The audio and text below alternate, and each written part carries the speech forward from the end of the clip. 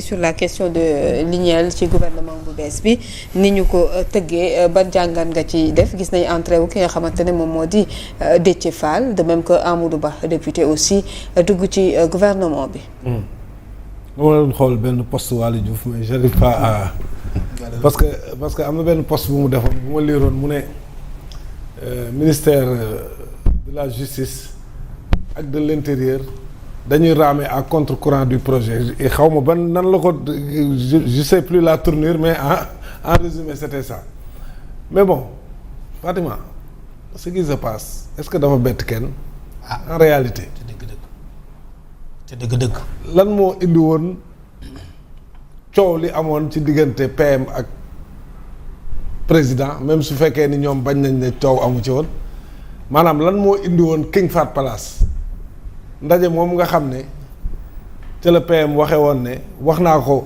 man ak moom rek saafarawul wax naa ko ci biir néeg saafarawul woo naa ay nit saafarawul ma becc ko ci kanamu askan wi c'était quoi le problème. dama ba jeex. non damay bëgg nit ñi fàttali ko rek c'était quoi le problème. wala ko daanalee qu'on me laisse gouverner. non avant qu'on me laisse gouverner réew mi amul problème d'autorité la am. waaw. si le président ne peut pas gouverner qu'il me laisse gouverner léegi nag ci gouvernance boobu dafa amoon ñaari ministères yoo xam ne dañ ko jëloon jox ko des gens voilà neutres entre guillemets parce que c'est pas des militants assumés de partis politiques du ñu ay nit yoo xam ne dañ leen ràññee ci ay militantisme ci parti politique mais day nekk ay nit ñoo xam ne dañ leen ràññee ci li ñu doonoon ñoom bu dee militaire bi la ci kooram bu dee magistrat bi la aussi ci li mu nekk magistrat mais mieux encore à un certain moment de l'histoire ñooñu dañoo taxawoon am position yu ñu jëloon ci moment yoo xam ne moment yu jafe la woon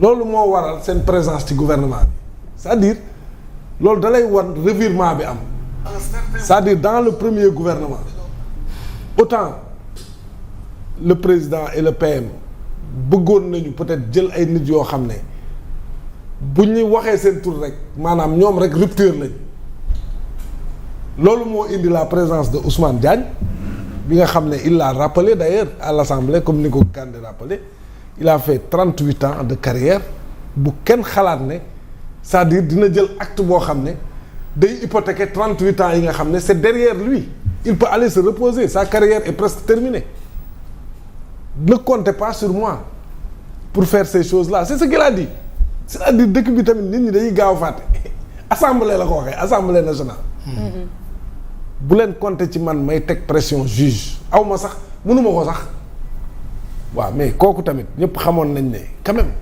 les gens réclamaient sa tête mais sa tête est obtenue aujourd'hui le ministre de l'intérieur aussi peut-être que voilà li gars yi bëgg yëpp defu ko on réclamait aussi sa tête est obtenue yeneen yëpp voilà yeneen yëpp c'est pas important quintessence réaménagement bi yëpp ci ñaar ñooñu la ñaar ñu sérieux la léegi nag ñaar ñi génn dañu am caractère bu am solo mooy du ñu ay militants ay nit yu neutre lañu yoo xam ne dañu ràññeeku ci seen kaw liggéey boo xam ne dañ ko def de bien wala ñu ràññeeku ci à un certain moment de l'histoire ils ont pris leur courage à deux mains pour taxawal askan bi looloo taxoon ñu jël leen mais ñooñ bu ñu leen fa dindee ñan lañ indi da ngay xool profil yi génn ak profil yi ñëw ñi ñëw li ñu seen dénominateur commun mooy ay militants lañ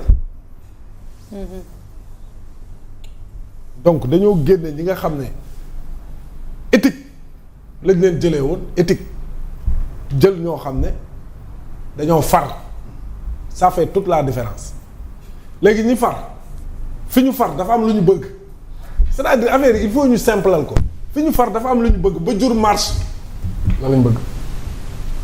jur na marche bu ñu mais ku marche kay nëbbatu woo gars yi dañoo marche ne dañoo bëgg justice maanaam ñi ñu rayoon kan moo leen rey nañ ko enquête ñi leen rey ñu jàpp leen c'est ça en fait te loolu mu ngi bëgg a indi sax maanaam réeroo ci biir seen biir parti maintenant nag loolu dafa am commencement man foofu laa d'accord léegi ñoom xam nga loolu fan lay commencer loi d'amnistie bi nañ ko dindi. voilà parce que ils en ont les moyens.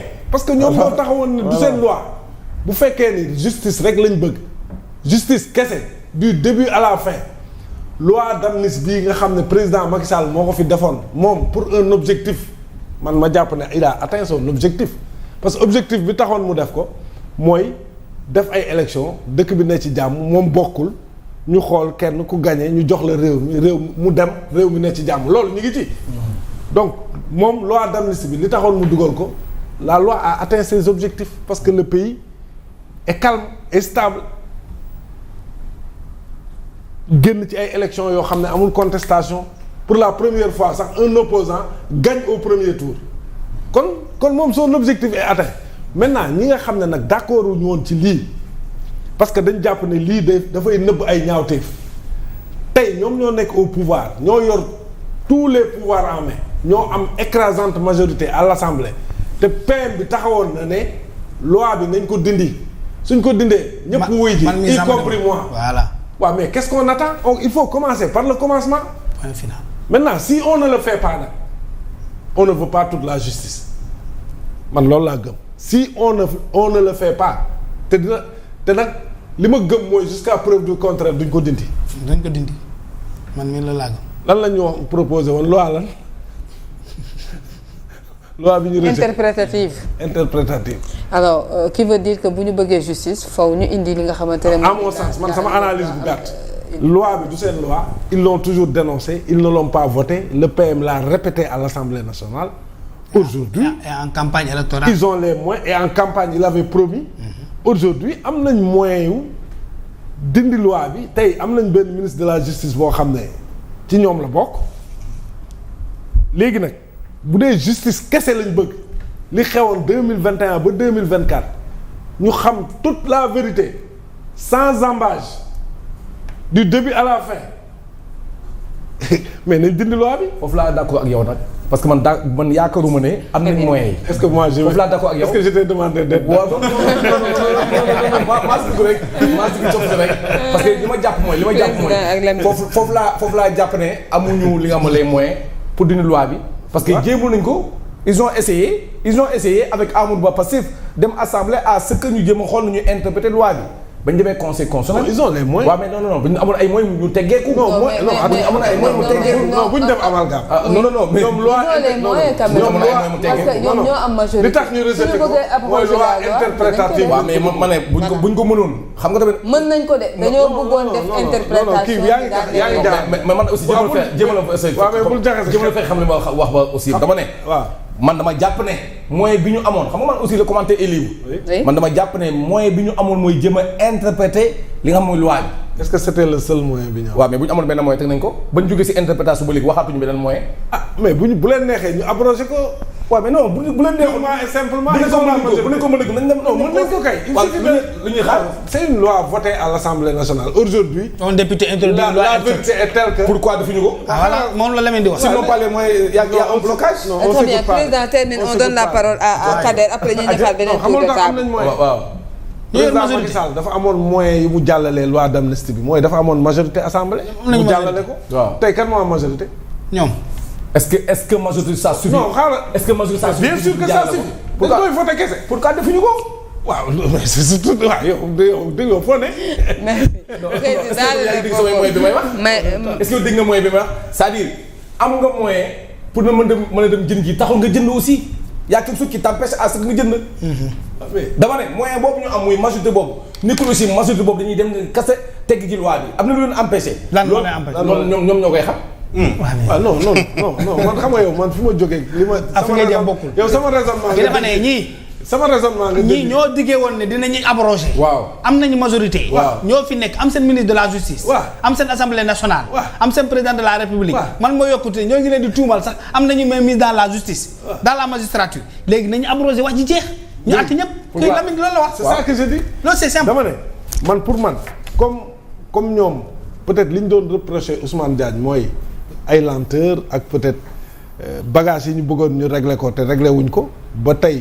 ñu jëlee ko fi indi nañ seen nit ok mais je pense que su fekkee ni rek dañoo bëgg rek la vérité.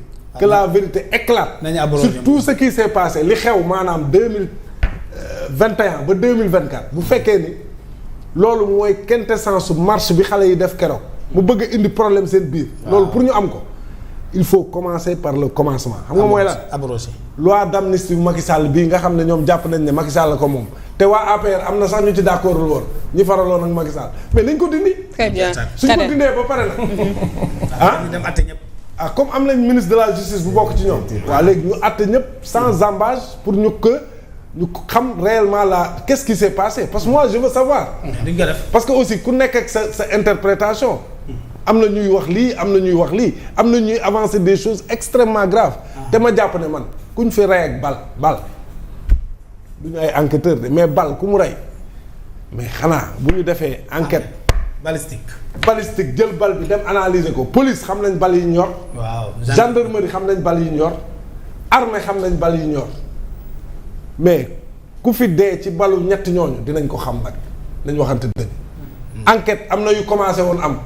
dossier yaa ngi fi yooyu yëpp c'est possible mais man li may bañ mooy ñu enquête fii bàyyi fee déedéet nañu dindi loi bi on commence par le commencement que toute la vérité soit dite sur ce qui s'est passé parce que aussi le peuple sénégalais a le droit de savoir maintenant fu may daanee mooy très rapidement président man nag ay maire boobu Yacine Fall bëgguma sax tudd turam arrive à la justice man li ma gëm mooy justice gis nga magistrat yi kenn mënu leen def loolu leen neexul je donne souvent l'exemple de Sabassi comment il s'appelle Sabassi Faye mais il a pris son courage à deux mains dans un moment très crucial et très difficile jàpp ne peut-être lii mooy yoon mu def ko sous le couvert de l'article 91 de la Constitution loolu c'est important il faut que aussi xam nga tamit toujours ñu naan politique yi ñoo ma def man gëwma loolu gis nga nit soo jógee ci kër ñu yar la nga jàng fi nga war a jàngee ba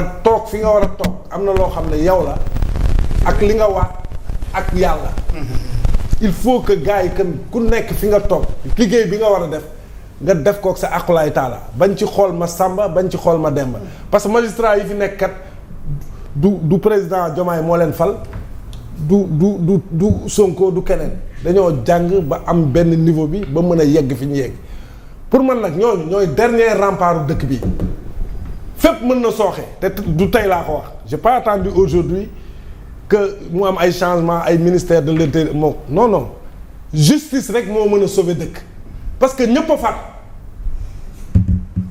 président dafa am fu mu far jóge fa ba gagné ña nekk assemblée dafa am fu ñu far jóge fa ba gagné justice rek moo farul fenn moo tax justice war a am taxawaay boo xam ne taxawaay bu dëgër lay nekk taxawaay bu équilibré ba nga xam ne ñi far bu ñu bëggee def naka sudul noonu justice ne leen loolu mënul am te loolu on l'a vécu te loolu moo permettre tey Bassirou Diomaye Faye nekk président parce que bu ñu toppoon waa APR ak président Macky Sall mais dañuy dàq présidentielle bi merci justice moo taxaw ne ko mënul am ba ñu def élection à date échue ba mu ànd ak transparence ba tey ñoom ñu mën a toog donc justice sama justice boobu laay woo di yaakaar ne dinañ taxaw bi ñu war a taxaw parce que bu ñu ko taxawee kenn mënalu leen dara yoon rek ñoom ils ne doivent obéir qu'à la loi et nous sommes tous égaux devant la loi. Merci.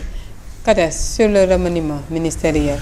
Remaniement, réaménagement, toujours la même chose. Sauf que cette fois-ci, à 7 là. Réaménagement à 7. 7 ministères, 7 personnalités, 7 têtes différentes. Tout tourne autour de Ousmane Sonko. Réaménagement bi yëpp c'est pour fexe atténuer certaines charges du premier ministre pour que lépp aussi mu mën a am mainmise ci doxalinam moom nee na fi mu toll nañ ko jox mu doxal. Je pense que maintenant amatuñu lu ñuy wax mais boo xoolee réaction sur les réseaux sociaux di nga xam ne seen ni même leurs militants dañu am déception parce que ñoom seen réaction toujours boo ko mesurer par rapport ak seen champ de communication di nga xam ban tournure la affaire bi am. Réaménagement bu impopulaire la jaru ko woon parce que li ñu doon xaar ak li am du benn rien ci lu ñu doon xaar ak lu ñu présenté nii dara àndu ci. ci militant Pastef fi même ci militants yi ci Sénégalais yi partout. ñii di fecc di jubilé. non jubilé amul. nee nañu récupéré nañu ministère yëpp. parce que ñoo ngi jubilé moom. waaw loolu xëy na ñi nga xam ne si ñi nga xam ne si il ne se soucie pas ci sunu avenir u réew fa la toll. parce que daa xam loolu. mais réaction yii nii man li ma comprendre mooy déception laa gën a gis laa gën a sentir chez leurs militants et chez les Sénégalais de manière générale. parce que tey jii boo xoolee fii président daanelee sax ci Yacine Fall. ana ban Sénégalais rek benn Sénégalais wala.